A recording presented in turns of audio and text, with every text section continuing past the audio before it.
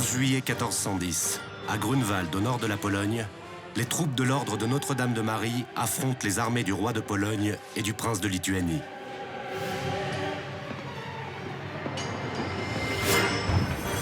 Cette bataille restera gravée dans la mémoire populaire des Allemands comme la bataille de Tannenberg. Elle sonne le glas de l'un des ordres de chevalerie les plus puissants de ce Moyen-Âge finissant, celui des chevaliers teutoniques.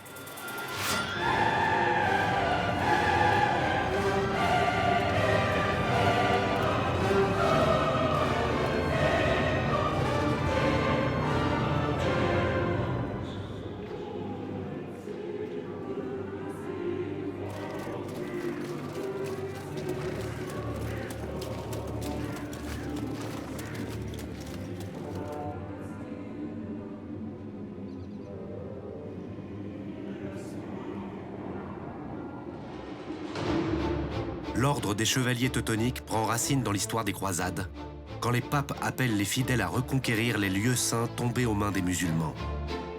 Cet appel est entendu par les chevaliers de toute l'Europe, qui trouvent là un moyen de gagner leur place au paradis. Quand notre histoire commence, en 1189, les chrétiens d'Orient ont été chassés de Jérusalem et sont confinés autour de la ville de Tyr, dans le comté de Tripoli et dans la principauté d'Antioche. Avec les croisades, une nouvelle chevalerie est apparue, puissante, qui s'est dotée de forteresses imposantes, à l'image du Krak des chevaliers. Autrefois cavaliers au service d'un seigneur, ils se sont fait moines, faisant vœu de pauvreté, de chasteté et d'obéissance. Il existe alors deux ordres de chevalerie, celui des hospitaliers et celui des templiers. Bernard de Clairvaux, père spirituel des croisades, oppose ces milices religieuses à la chevalerie traditionnelle. Il a fait un jeu de mots en latin, le mot milice, il l'a transformé en malice. La malicia, c'est ce qui est du côté du malin, du démon, du diable. Alors les chevaliers qui se battent, ou les chevaliers qui ont de beaux habits ou qui ont des bijoux, ils sont du côté du diable. Les vrais chevaliers, les vrais chrétiens, eh bien, ils n'ont pas de beaux habits, ils sont sales, ils ont des cheveux longs, ils ont une barbe, mais eux, ils se battent pour le Christ, donc ils représentent la bonne milice. L'homme qui a rejeté les chrétiens de la quasi-totalité de la Terre Sainte, c'est Saladin, un Kurde devenu sultan d'Égypte. Il a su unir les différents peuples musulmans et rallier le sultan de Syrie. Ensemble, ils ont écrasé les chrétiens à la bataille d'Hattin et pris Jérusalem en 1187.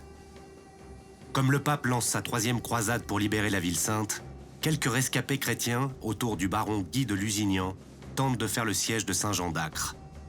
C'est le plus grand port d'accès de la région. Coupé de liaisons régulières avec l'Europe, la situation des croisés qui font le siège de la ville n'est pas bonne.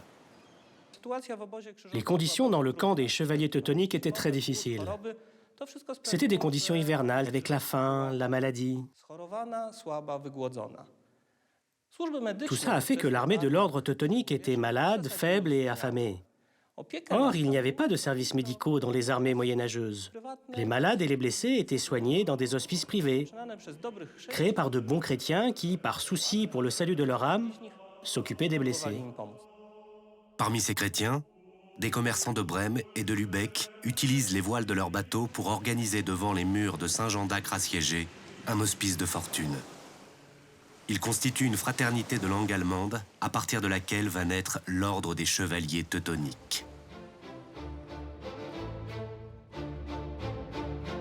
2 ans après le début du siège, Philippe Auguste, puis Richard Cœur de Lion, débarquent avec la plus grande armée jamais réunie pour une croisade. Malgré leur rivalité, les deux rois s'unissent et réussissent à prendre la ville. À leur tour, les troupes de Frédéric Ier Barberousse arrivent en ordre dispersé au terme d'un long voyage par la terre. La création de cet hôpital a reçu au départ le soutien du prince Frédéric de Souabe, fils du roi Barberousse, qui s'est noyé au cours de la croisade. Dès le début, donc, il y a eu d'étroites relations avec l'Empire allemand et avec la cour des Hohenstaufen. Après la prise d'Acre en 1191, l'hôpital allemand s'installe à l'intérieur de la ville près de la porte Saint-Nicolas. Son importance et son statut grandissent. La fraternité des pèlerins et de chevaliers allemands se transforme en un ordre de chevalerie qui devient responsable d'une partie de la ville. En 1198, un grand maître est élu, Heinrich von Walpott. Son élection marque les débuts de l'ordre qu'il doit en premier lieu faire reconnaître par le pape. Innocent III approuve sans difficulté la création de ce nouvel ordre militaire qui accroît un peu plus sa puissance, prend modèle sur les Templiers pour leurs règles religieuses et militaires et sur les Hospitaliers pour les soins aux malades.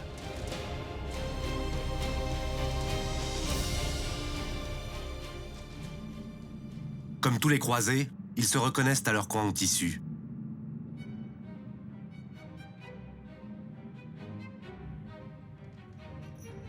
C'est avec l'élection du 4e grand maître, Hermann von Salza, en 1209, que l'ordre des Teutoniques va connaître sa première véritable expansion. Simple chevalier, il s'est hissé à la tête de l'ordre grâce à ses qualités de diplomate et de politique. Il noue d'excellentes relations avec les deux grands pouvoirs de l'époque, celui du pape et celui de l'empereur, pourtant antagonistes. Il va devenir leur intermédiaire obligé. C'est à Saint-Jean d'Acre que se trouve le siège des trois ordres. Très vite, chacun va chercher à marquer son pouvoir. S'ils sont compagnons de lutte contre les infidèles, ils sont rivaux devant Rome et les princes chrétiens. À ce jeu, von Salza est le plus habile. Il décide de faire de l'ancien hôpital de Jérusalem le berceau de l'ordre des Teutoniques et suscite la colère des Hospitaliers. Ce sont eux qui, dès la première croisade, avaient voulu créer un lieu d'accueil pour les pèlerins allemands perdus dans ce monde de croisés dominé par les Francs.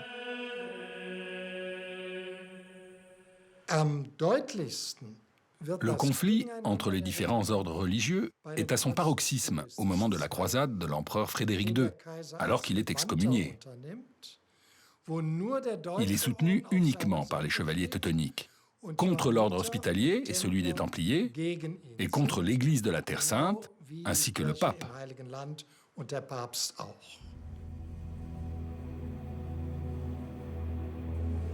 Frédéric II tranche parmi les princes partis en croisade. En février 1229, il récupère Jérusalem sans combattre, à l'issue de négociations avec Al-Kamil, le sultan de la ville. Fort de son succès, il se fait couronner roi de Jérusalem à l'église du Saint-Sépulcre. L'ordre des chevaliers teutoniques est aux premières loges. Hermann von Salza l'a dissuadé d'utiliser des éléments religieux dans la cérémonie du couronnement, sachant qu'un tel comportement de la part de l'empereur excommunié aurait conduit à dégrader plus encore les relations déjà tendues qu'il entretenait avec le pape Grégoire IX.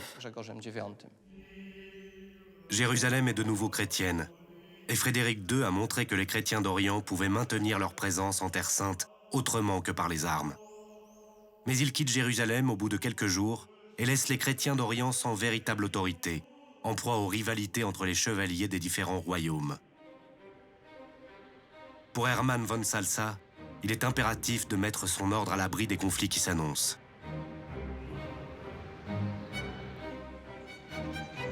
Au prix de ses conseils, il obtient de Frédéric II le domaine de Montfort, perché sur les hauteurs de la région, à quelques dizaines de kilomètres au sud de Saint-Jean d'Acre. Le château devient le quartier général de l'ordre teutonique. Au fil des ans, l'ordre fait de nouvelles recrues et essaime avant tout en Europe. Mais en 1291, la chute de Saint-Jean d'Acre oblige l'ordre à quitter la Terre Sainte, un siècle après y avoir été fondé.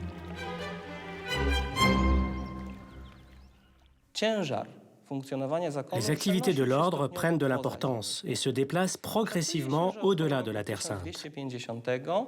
Autour de l'année 1250, on estime qu'il y a 1600 frères chevaliers, auxquels il faut ajouter les frères compagnons.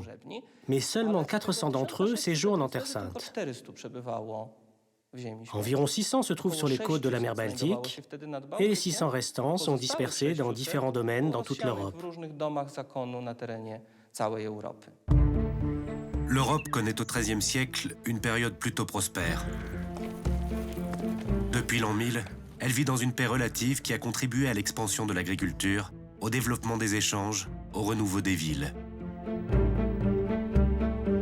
La ferveur religieuse qui a accompagné le lancement des croisades a aussi conduit à la construction des cathédrales.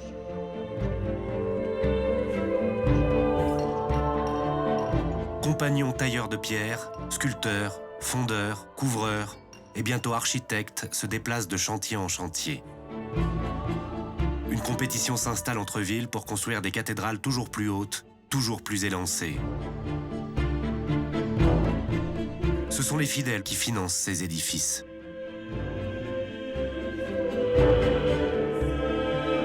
Lieu de prière, mais aussi de rencontres et de discussions, la cathédrale devient le symbole de cette puissance retrouvée des villes.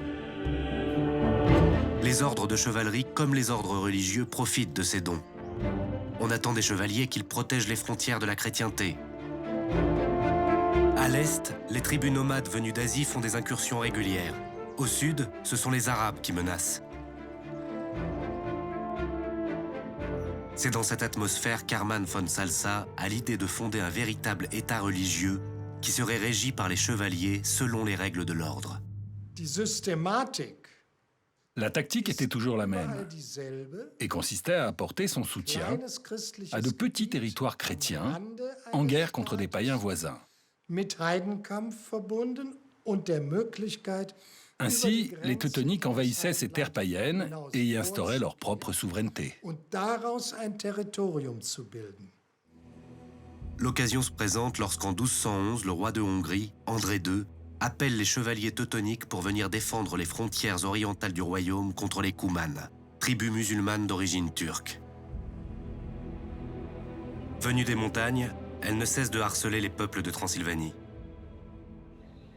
Les Teutoniques agissent ainsi comme une milice privée, une armée mercenaire chargée d'assurer la défense du royaume. En contrepartie, celui-ci leur cède peu à peu des domaines. Bientôt, toute une région passe sous la propriété de l'ordre.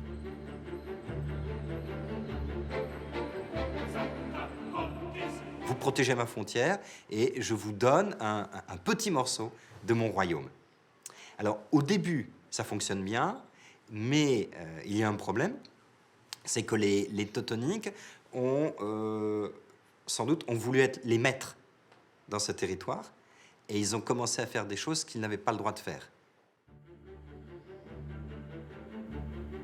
Chevaliers aguerris, organisés, les Teutoniques dotent le territoire d'une série de fortins qui en garantissent la sécurité.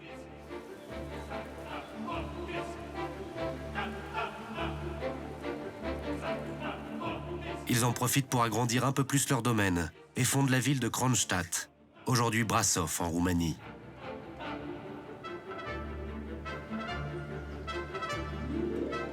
Pour garantir la pérennité de leurs ouvrages, ils n'hésitent pas à utiliser la pierre, matériau pourtant réservé aux édifices du pouvoir royal.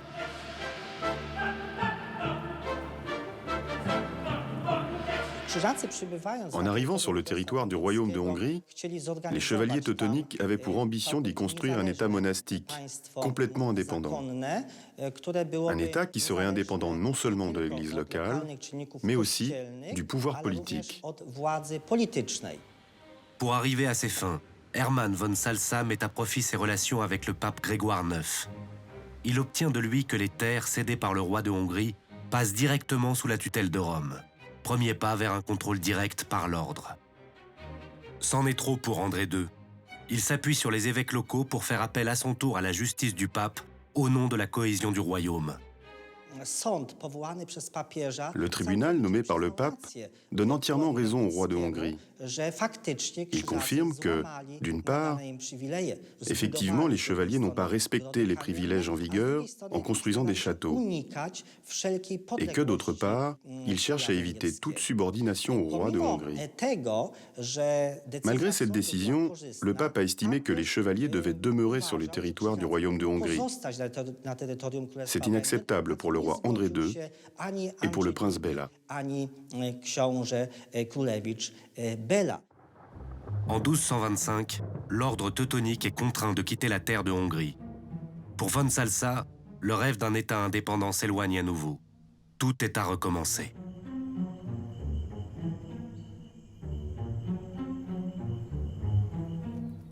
Les paysans et les marchands vont peu à peu investir les bâtiments abandonnés par les chevaliers.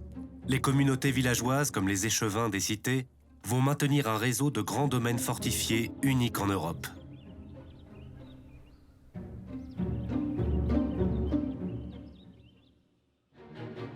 Pour les chevaliers teutoniques, une nouvelle occasion se présente d'acquérir de nouveaux domaines.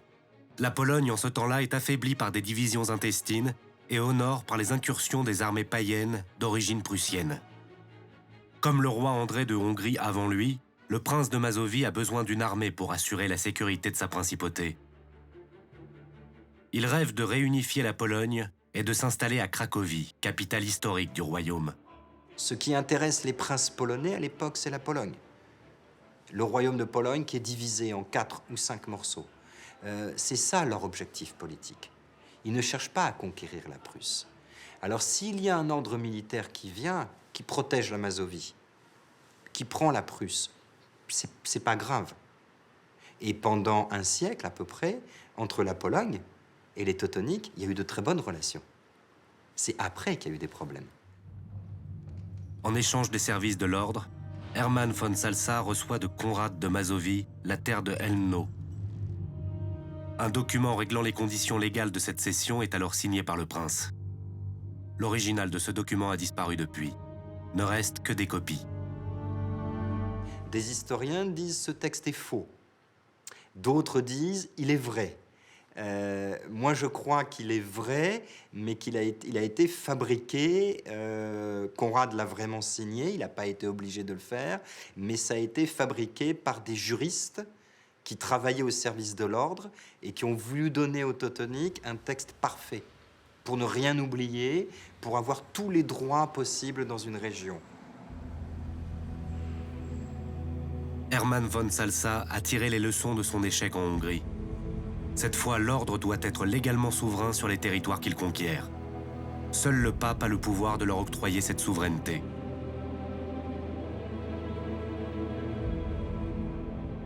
En 1234, par un décret signé à Rieti, le pape accorde un privilège à l'ordre.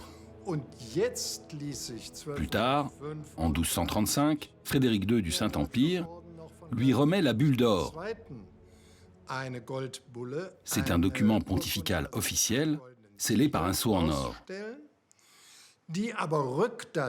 Ce document est cependant rétrodaté à 1226, date à laquelle a été décidée l'expédition prussienne. La chronique de l'ordre tenue par l'un des siens, Peter von Duisburg, raconte que von Salsa commence par envoyer 3 chevaliers en reconnaissance sur cette terre nouvelle. Cette même chronique rapporte aussi que le premier ouvrage des Teutoniques aurait été une tour de guet installée dans un arbre.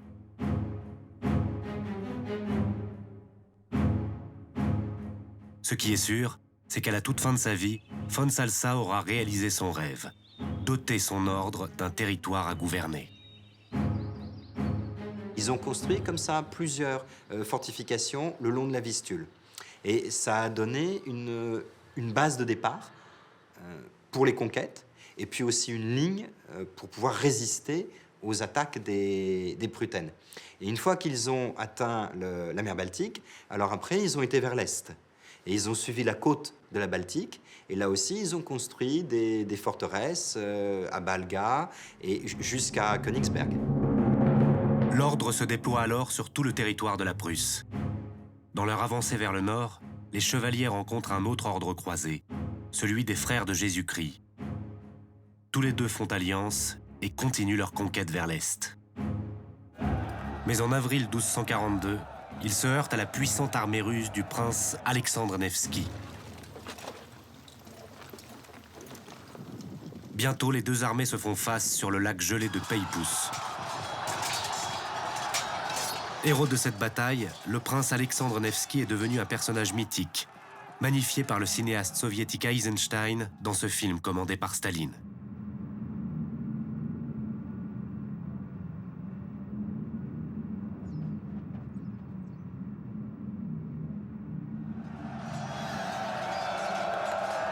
Les armées russes infligent une lourde défaite aux chevaliers teutoniques, dont ils stoppent à jamais l'expansion à l'est. Pour l'ordre teutonique, Il s'agit désormais de se déployer à l'ouest, au nord du royaume de Pologne, qui sous l'impulsion du prince Ladislas Wojciech retrouve petit à petit son unité.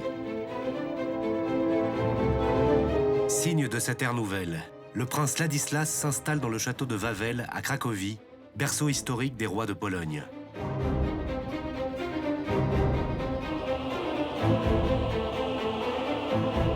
En 1308, comme son prédécesseur, il fait appel aux chevaliers teutoniques, cette fois pour repousser des troupes allemandes du duché de Brandebourg qui ont pris la ville de Danzig.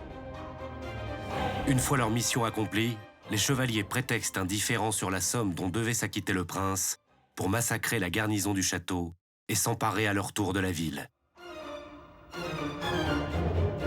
Ils prennent la ville de Gdansk et en une année, ils font la conquête de la Poméranie. À ce moment-là, pour la Pologne, les Teutoniques sont devenus dangereux. Par cet acte, l'ordre a montré sa puissance. Il se lance dans la création d'un véritable État, une principauté qui regroupe des populations diverses. Allemands, Prussiens, Polonais, certains chrétiens, d'autres païens. Il fait de Malbork sa capitale et y bâtit un imposant palais fortifié, l'un des plus grands châteaux de l'Europe féodale. Le rêve d'Hermann von Salsa devient réalité.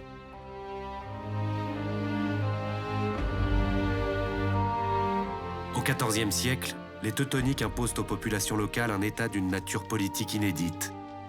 Le grand maître, le Hortmeister, est au sommet de la hiérarchie, mais son pouvoir est loin d'être absolu. Il est élu à vie par un chapitre de 13 électeurs. Le grand maître est le chef de l'ordre teutonique. Il est désormais aussi le chef d'un État qu'il dirige par l'intermédiaire d'un grand conseil. C'est ce grand conseil qui est le véritable gouvernement de cette principauté. Il comprend 5 grands officiers. Le grand commandeur prend toutes les décisions concernant les dépenses. Le grand maréchal est le commandant des forces armées. Le grand commissaire, le responsable de l'administration. Le grand trésorier, le responsable des finances. Et le grand hospitalier veille aux soins des malades dans les hospices et à l'application de la règle. L'État que l'ordre teutonique avait instauré en Prusse était un État reconnu à l'échelle européenne. Le pouvoir avait une structure de corporation où les hautes fonctions de l'administration ne pouvaient être exercées que par les membres de l'ordre teutonique. Cela ne signifie pas que les élites politiques des villes et des chevaliers ont été exclus de la vie politique. S'il fait régner l'ordre sur tout son territoire, le Conseil n'hésite pas à consulter les bourgeois des cités et les nobles prussiens, comme cela se fait en Europe. Il y a des choses qui sont très modernes dans ce que font les Teutoniques. Ils contrôlent très bien leur territoire. Ils fixent très bien les frontières. Ils ont divisé le territoire avec le système des châteaux et ce que les ordres militaires appellent les commanderies. Donc c'est des territoires. Et tout le territoire, tout l'espace de l'État donc, est divisé en commanderies. Ils ont un service de poste de chevaux qui transportent le courrier, qui est connu dans toute l'Europe pour être très efficace. Pour assurer les communications entre les commanderies et dans toute la principauté, l'ordre a développé un service de courrier unique par sa régularité en Europe. En 2 jours, on peut ainsi communiquer d'un bout à l'autre de l'État. Grâce à cette poste avant la lettre, l'administration acquiert une efficacité inédite à cette époque. L'ordre bat monnaie qui a cours dans tout l'État. Un système de taxes sur les échanges garantit le financement de l'administration. La puissance de l'État s'appuie sur des finances publiques saines, tandis qu'à l'Ouest, les monarques européens s'endettent lourdement alors qu'ils tentent de bâtir de véritables États souverains. L'Europe occidentale plonge dans une période de régression. L'État teutonique reste à l'écart de ces tourments.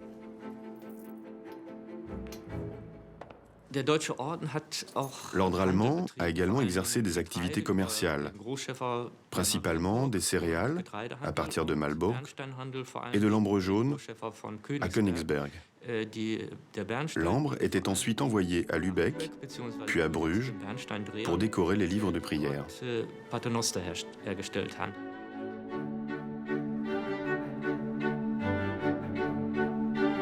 villes de la principauté sont membres de la Ligue hanséatique, une association de villes marchandes.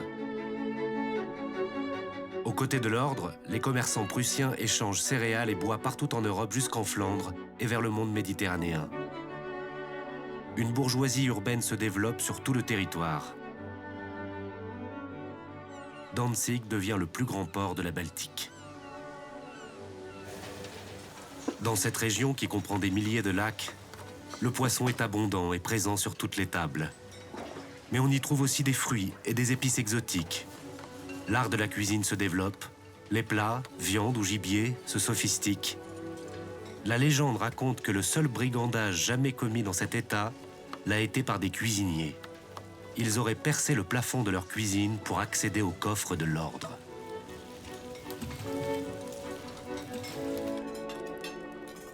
Les repas sont pris selon la tradition monastique. Au réfectoire, sur de longues tables, chacun placé sans vis-à-vis, dans l'écoute d'un texte de la Bible lu par l'un des frères. On mange encore avec les doigts. On boit de l'eau et de la bière produite localement, à l'occasion du vin allemand et italien.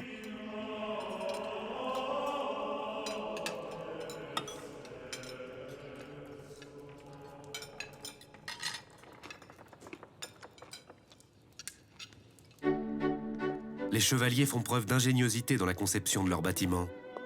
Ils mettent au point un système de chauffage par circulation d'air chaud à l'intérieur des sols.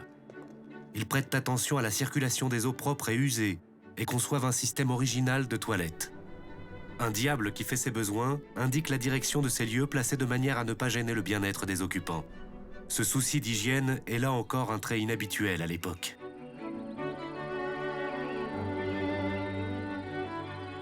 On voit des fortifications qui ont des plans qui se ressemblent beaucoup. Ça, c'était volontaire. Le grand maître de l'ordre voulait qu'on voit partout son pouvoir. Bientôt, chaque bourg est doté d'un château qui loge à la fois les chevaliers et abrite l'administration. Les châteaux ont généralement 4 ailes indépendantes, avec des tours aux angles et une 5e tour plus élevée, comme une sorte de donjon. Les toits sont conçus de manière à déborder des façades et rendre la prise des bâtiments plus difficile. Toute l'architecture, y compris religieuse, se plie peu à peu à ces règles de construction fortifiée. Les cours y jouent un rôle important car c'est le seul moyen de passer d'une aile à l'autre, d'un bâtiment à l'autre.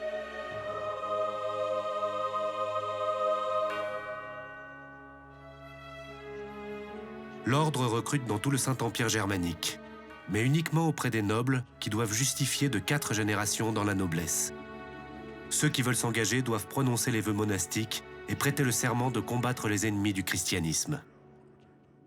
Il y a alors à Königsberg une sorte d'institution, on imite la table ronde des légendes, c'est une table d'honneur, et donc ceux qui se sont très bien battus ont le droit donc de s'asseoir autour de cette table. Il y a un banquet avec la présence du grand maître de l'ordre teutonique, et après on peut revenir chez soi, et on est très honoré parce qu'on a été reçu par le grand maître de l'ordre, on a été reçu ou à Marienburg ou à Königsberg, et on a été autour de cette table. Peu à peu, l'ensemble de la chevalerie européenne regarde vers cet État qui brandit haut les valeurs de son ordre. On s'y retrouve volontiers à l'occasion de réjouissances et de razzias qui peuvent durer plusieurs semaines. Ces rencontres sont aussi l'occasion d'incursions en territoire païen, une manière pour les invités de montrer leur bravoure et pour les teutoniques d'impressionner tous ceux qui seraient tentés de menacer leur pouvoir. On y croise le futur Henri IV d'Angleterre ou le comte de Boucicaut. Ce chevalier, qui a combattu un peu partout en Europe, est un des plus illustres représentants de la chevalerie féodale. Maréchal de France, il est fait prisonnier par les Anglais à la bataille d'Azincourt. Au Moyen-Âge, les grandes batailles, avec les 2 armées en face, c'est assez rare. Souvent, au Moyen-Âge, on préfère se battre en faisant des petites attaques isolées. On va attaquer un château, on va brûler des villages, on va tuer des paysans. On fait un peu des razzias. L'ordre accueille aussi ceux qui cherchent à faire pénitence pour quelques mauvaises actions. Là, ils peuvent combattre auprès des chevaliers de l'ordre les païens du Nord. Ils perpétuent à leur manière brutale la tradition des croisades. En été, quand les fleuves étaient secs, mais également en hiver, quand ils étaient gelés, ils avaient l'habitude de partir de Ragnit vers des terres dites sauvages, pour une expédition de 2 ou 3 jours. Ils arrivaient alors en Lituanie et se livraient avant tout à des pillages. Mais la difficulté consistait à rapporter leur butin, du bétail et des êtres humains, dans un endroit sûr, à Königsberg ou à Ragnit, le plus rapidement possible pour éviter que les troupes lituaniennes ne les rattrapent. Mais en 1385, un événement va bouleverser le rapport de force entre les chevaliers et leurs voisins. L'histoire nous est rapportée par le grand chroniqueur polonais Jan Długosz.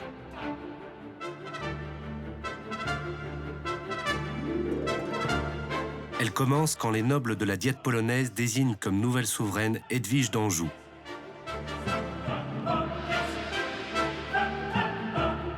En juillet 1386, elle épouse le prince Ladislas Jagellon, souverain de la Lituanie proche.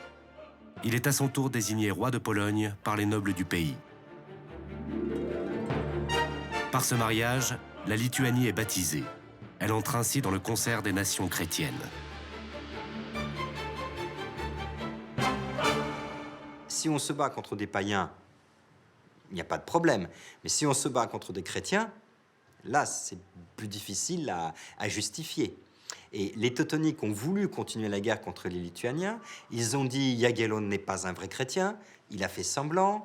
Ils ont aussi accusé le prince Witold, etc., les princes de la région. Et ils ont dit nous avons en fait affaire à des païens, ce ne sont pas des chrétiens. Nous avons le droit de continuer les guerres.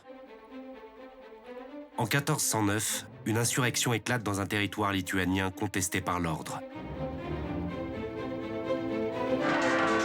La Lituanie nouvellement catholique n'hésite pas à soutenir cette révolte pour une terre qu'elle estime sienne. La Pologne apporte un discret soutien à son allié lituanien.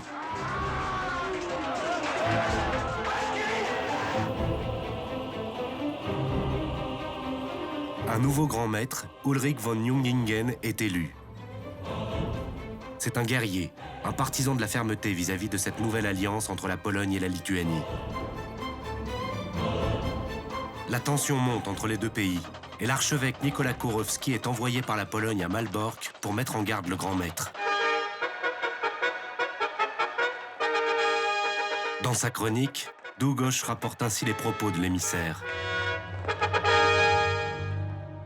« Maître, lui dit-il, sachez que nous ne vous laisserons pas envahir la Lituanie, notre allié, sauf à faire de même chez vous en Prusse. » Le grand maître répond « Je préfère alors attaquer la tête que les membres, les villages et les villes plutôt que les campagnes désertes. »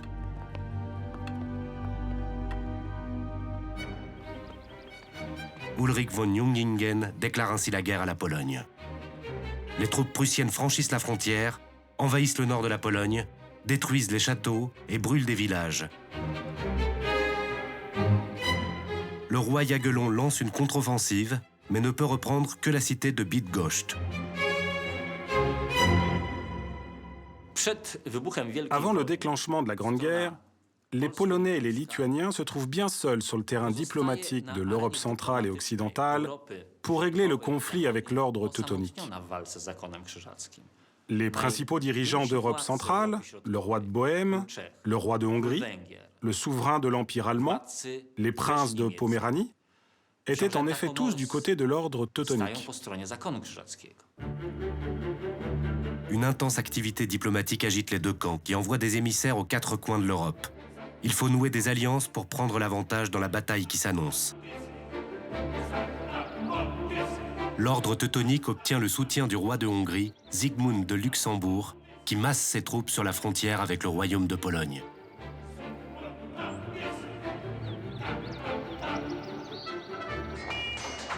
Les ateliers de métallurgie, très développés dans les deux pays, sont mis à contribution. Il faut fournir épées, boucliers, lances, arquebuses et même canons. Chaque pays active ses réseaux d'espions pour connaître les préparatifs et les plans de l'autre camp. À ce jeu, les Polonais prennent l'avantage. En décembre 1409, à Brest-Litovsk, s'est tenue une réunion secrète entre le roi Ladislas Jagellon, le grand-duc Witold et le chancelier de la couronne Nicolas Traba. Lors de cette réunion, un plan de campagne est établi pour 1410. Ce plan prévoit plusieurs attaques simultanées en divers points du territoire prussien par les troupes polonaises et lituaniennes. L'objectif est d'empêcher l'armée de l'ordre de deviner la cible principale de la manœuvre, le cœur de l'ordre et de son gouvernement, la forteresse de Malbork. Mais pour arriver à leur fin, les alliés polonais et lituaniens doivent assurer la jonction de leurs différentes troupes, puis franchir la Vistule. Les Polonais imaginent alors la construction secrète d'un pont mobile qu'ils cacheront dans la forêt et pourront mettre en place au dernier moment. Tout au long de l'hiver, c'est un ingénieur avant la lettre, le maître Jaroslav, qui conçoit cet ouvrage de 500 mètres de long, capable d'assurer le passage de 20 000 cavaliers. En juin 1410, c'est la guerre. Les troupes polonaises attaquent la Prusse en plusieurs points.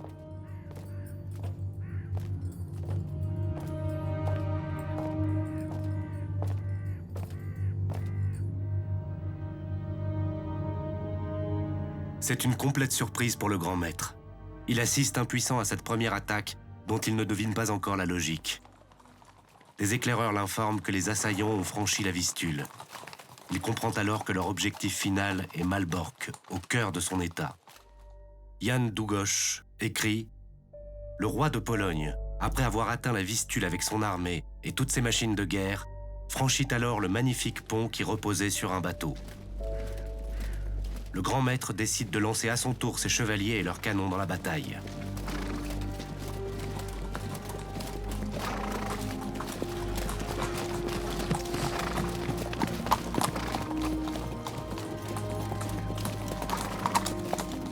Ce sont deux armées qui ont une vision de la guerre mobile. On n'attend pas l'ennemi sur place, on va se déplacer, on fait des chevauchées, et on voit très bien, avant la bataille de Tannenberg, on voit très bien les déplacements des armées, des Teutoniques ou des Polonais. Les armées développent une véritable guerre de mouvement. Les Polonais appliquent leur plan. Une fois les troupes réunies, ils marchent vers Malbork. Mais il leur reste encore à franchir la rivière Dwensa. Les chevaliers teutoniques ont été assez prévoyants. Ils avaient bien envisagé la possibilité que Jagellon essaye de traverser la rivière Dwensa en direction de Malbork. Ils ont aussi pu déterminer l'endroit où cela pourrait avoir lieu, à savoir près du village de Kursetnik, parce qu'à cet endroit, il y avait un passage à gué sur la rivière. Et les chevaliers ont renforcé cet endroit en juin, avant le début de la guerre.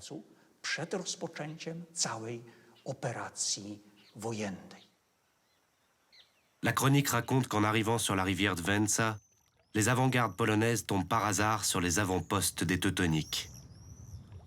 Comprenant à son tour que les chevaliers teutoniques barrent le passage par la rivière, Jagellon décide de changer ses plans.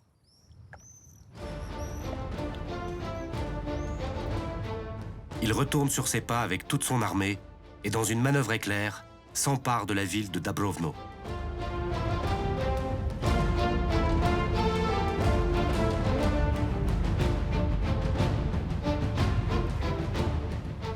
La ville ouvre la route de Malbork à travers un passage étroit encadré par 2 lacs.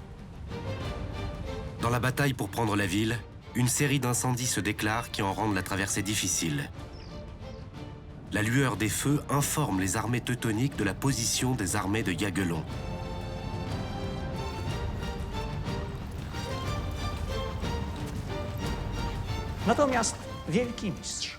Dans la nuit du 14 au 15, autour de minuit, le grand maître se dirige avec toute son armée dans la direction de Tannenberg.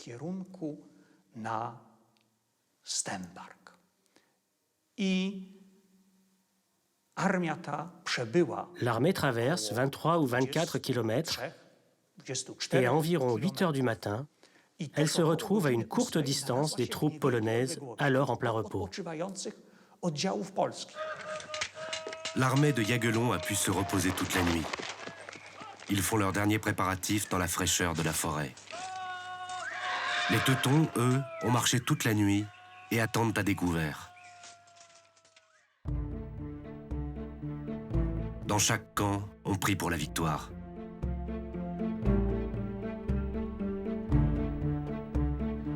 Yaguelon, dont les troupes sont à l'abri de la chaleur, veut attendre que le soleil continue d'affaiblir les troupes teutoniques.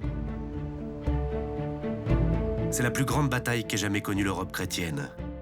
Dans la plaine de Grunwald, il y a 20 000 cavaliers polonais, 10 000 lituaniens, contre près de 20 000 hommes des troupes de l'ordre.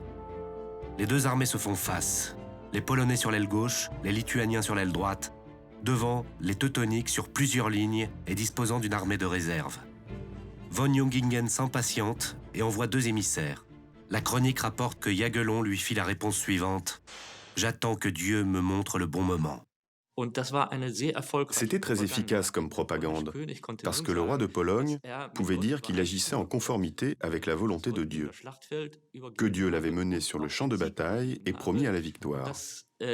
Selon l'enseignement de saint Augustin, il est dit que les jugements divins se manifestent sur le champ de bataille. Quand le soleil est au plus haut, Yaguelon décide de lancer d'abord les cavaliers lituaniens. La charge est violente, et la réponse des canons de l'ordre est meurtrière.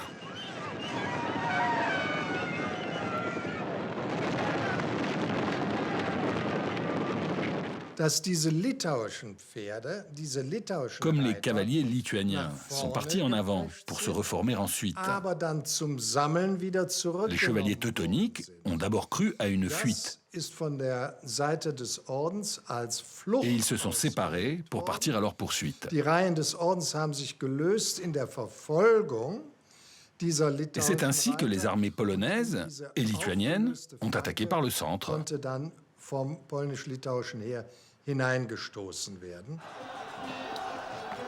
Les troupes de l'ordre partent alors à la poursuite des troupes lituaniennes et menacent de prendre le reste des troupes polonaises en tenaille. Pour éviter de se faire encercler, les Polonais entrent à leur tour en action et montent vers la cavalerie teutonique.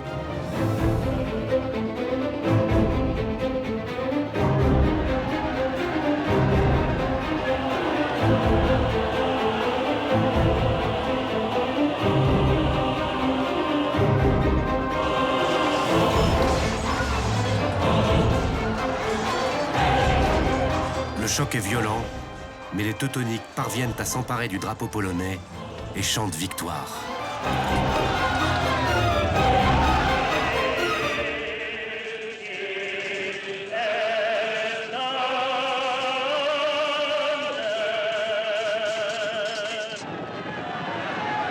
Mais la bataille n'est pas finie. Assaut après assaut, les cavaliers polonais reprennent l'avantage et leur drapeau.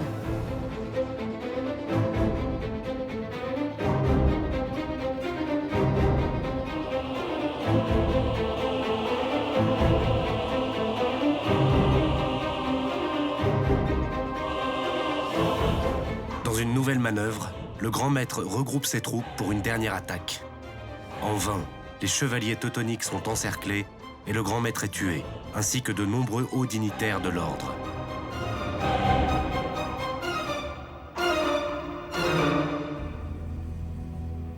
Un éclaireur part annoncer la défaite de l'armée teutonique à Malbork, vidée de ses soldats et de ses armes.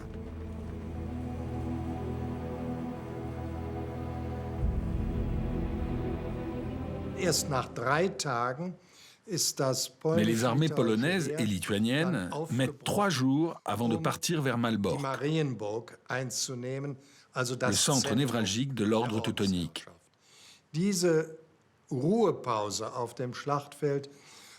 L'ordre met à profit cette pause pour renforcer Malbork et concentrer plus de troupes pour faire face à l'état de siège.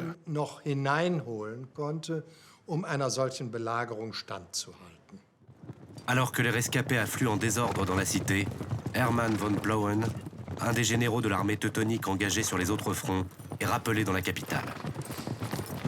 Devant la débâcle de l'armée, il s'empare du pouvoir.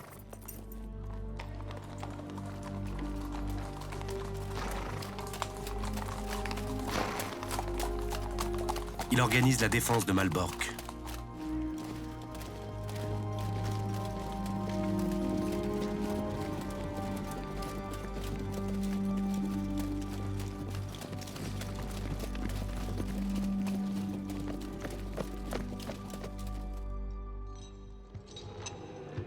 Pendant la nuit, les premiers soldats polonais arrivent.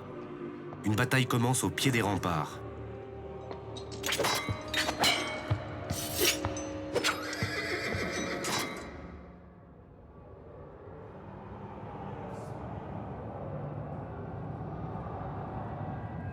« 4000 défenseurs du château s'opposent aux troupes de Jagellon. Les combats sont violents et les pertes polonaises sont plus lourdes que sur le champ de Grunwald.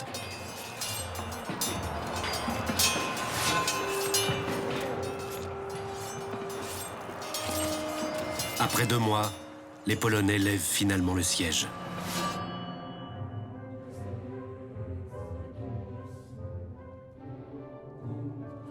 Un an après la bataille de Tannenberg, quand il y a la paix entre la Pologne et l'ordre, la paix de Thorn en 1411, eh bien les conditions imposées aux Teutoniques ne sont pas très dures.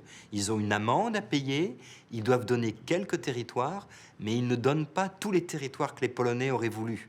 Et ça prouve qu'il y avait eu une défaite grave, mais que la Pologne n'avait pas assez de force pour imposer à l'ordre une paix qui soit une paix plus rude. Finalement, c'est une paix qu'on peut appeler presque un compromis. Quels que soient les marchandages territoriaux, l'État teutonique reste vulnérable, encerclé par le Royaume-Uni de Pologne et de Lituanie. En novembre 1414, le concile de Constance est convoqué pour mettre fin au schisme qui divise l'Église d'Occident. Les évêques doivent aussi trancher sur le différend territorial qui oppose les Teutoniques à la Pologne. Chaque camp fait valoir ses arguments.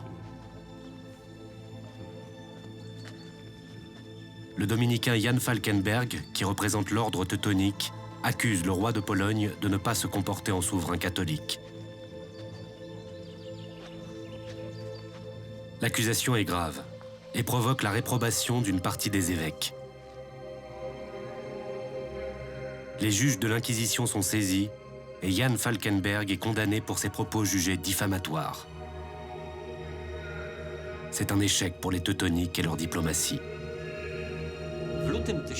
En février 1454, la Confédération prussienne organise un soulèvement contre l'ordre teutonique. Un soulèvement qui se termine par un succès éclatant. La plupart des châteaux teutoniques sont pris soit par les bourgeois, soit par des chevaliers prussiens. Et le roi de Pologne, Casimir Jagellon, n'aura aucune crainte d'accepter l'offre des États prussiens et d'incorporer l'État teutonique dans le royaume de la Pologne.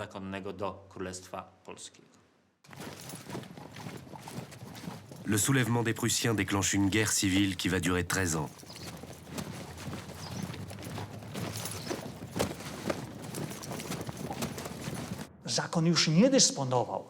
L'ordre ne disposait plus ni de moyens financiers ni de moyens militaires. Et ils n'arrivaient pas à payer leurs soldes aux Tchèques et aux Silésiens qui les servaient.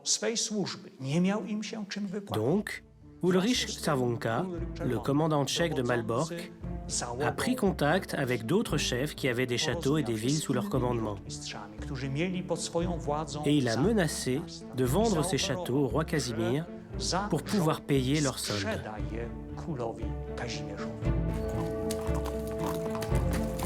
En 1457, le grand maître doit vendre son château afin de payer les soldats qu'il a engagés pour défendre ce qui lui reste de pouvoir.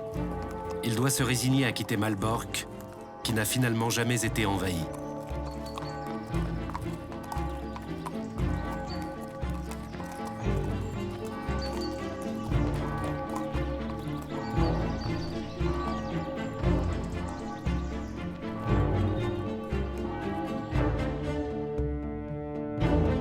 Königsberg devient la nouvelle capitale de cette fédération de villes et de villages, de paysans et de bourgeois, qui est encore juridiquement sous l'autorité de l'ordre monastique.